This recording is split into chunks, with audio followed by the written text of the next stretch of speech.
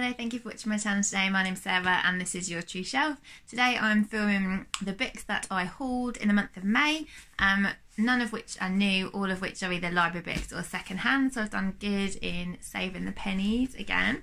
So the first one that I picked up I found in a swap library that we have in the city centre, and this one jumped out at me straight away, and this is called Yes Please by Amy Peohler.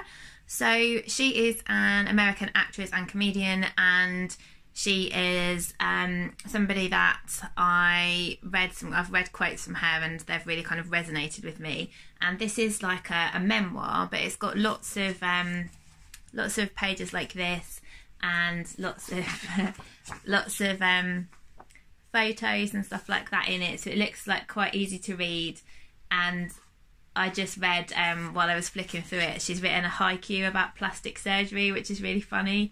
So I won't read out the whole thing, but it's just stuff like we know it's Botox and not your vegan diet. Nice try, Margaret. Yeah, it's just funny. Like there's like 9 verses of haiku about plastic surgery, which is just funny. And yes, there's like lots of bits like this, but it looks it just makes me laugh even looking through the pages because they look funny. So it looks funny and feminist and empowering, and I'm really looking forward to learning more about her and about reading this book. So that's the first one I got. The second one is one that I've already got on my shelf, but it's not my copy. It's my friend Shona's, which I've just had for ages, but I'm pretty sure I'm going to like it, so I bought myself my own copy. And that is H is for Hawk. So most people have heard about this book. It won the Costa Prize. It's written by Helen Macdonald, and it's about when she trained a goshawk, to try and help with coping with the grief of her father.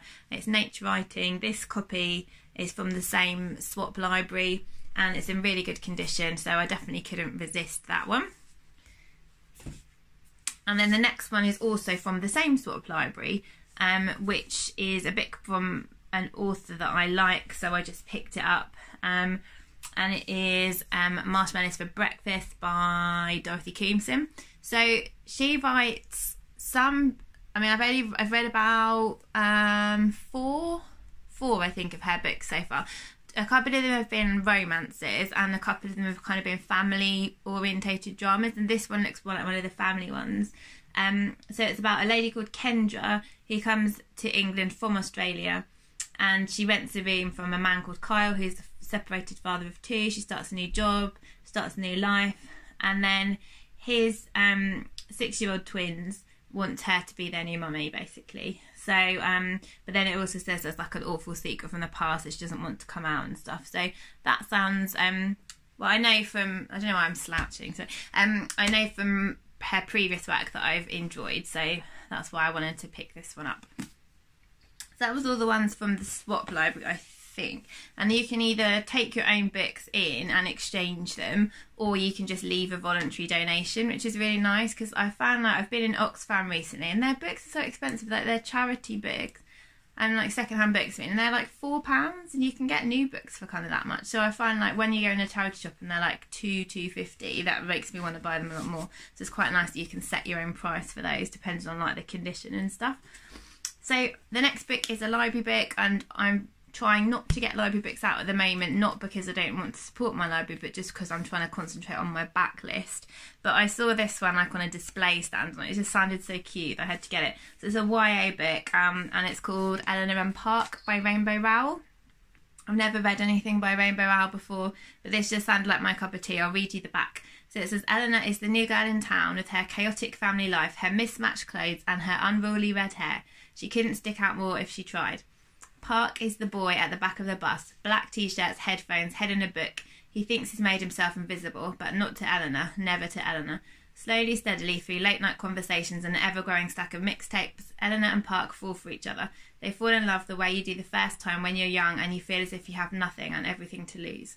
Oh, that's just going to remind me of like my first proper boyfriend, and we really loved listening to music together and stuff, so that's going to remind me of that, and it will be really nostalgic and lovely, I hope. And then the last three I picked up, we've got, in the village where I live, we have a charity shop, and I went in to donate some of the children's old things, and they had some books in there which I didn't actually know, I'd been in there before, and the books were 50p each, which is a massive bargain. So I picked up 3 books there. Again, these are pretty good condition. So this one is a tiny bit Marvellous by Dawn French. So anyone who's in the UK will know who Dawn French is. She's like a national treasure. She's a comedian, part of the duo French and Saunders as well. And so this is one of her fiction books. I've never read anything by her before. I don't even know what it's about actually. So so it says, meet Mo Battle, about to turn 50 and mum to 2 hormonal teenagers. There's 17-year-old Dora who blames Mo for everything, and Peter who believes he's quite simply as marvellous as his hero Oscar Wilde. Somewhere keeping quiet is Dad, who's just wild Dad. Mo is having a crisis. She's about to do something unusually wild and selfish which will leave the entire family teetering on the edge of a precipice. That sounds really good. I reckon it'll be pretty funny as well, and quite kind of easy to read, and yep, I like stuff about family life. Next is one again which I haven't read the back of. So this one is by Ann Patchett. That's why I picked it up, because I've read an Ann Patchett book before and quite enjoyed it, and I liked the cover of this one as well. This is called Commonwealth, and I've just quickly had a look at the back. It's basically set in the 60s to begin with, and it's at a christening party, and one of the guests kisses the host's wife and mixes the 2 families together kind of irrevocably.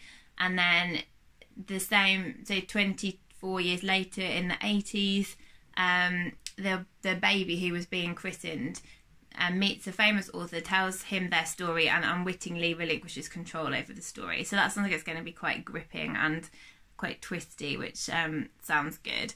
And then the last one that I picked up from the same charity shop is Tipping the Velvet by Sarah Waters. This is a little bit creased, but so I've read The Night Watch fairly recently. I've got The Paying Guest, haven't read that yet, and now I've got Tipping the Velvet, so that's good. So I'm trying to get all of her works, because I loved The Night Watch so much. It was so good. So yeah, that's the last one, and yeah. So I thought I got quite a good haul, and I think I must have spent in total about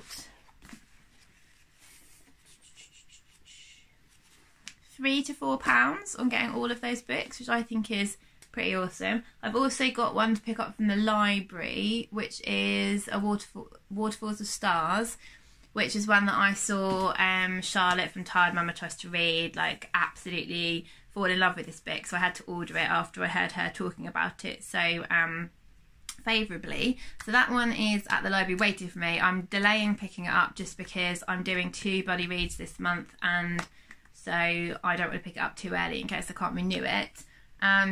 And then I will get back to my May TBR, even though it's June. I'm still working my way through that before I start another one.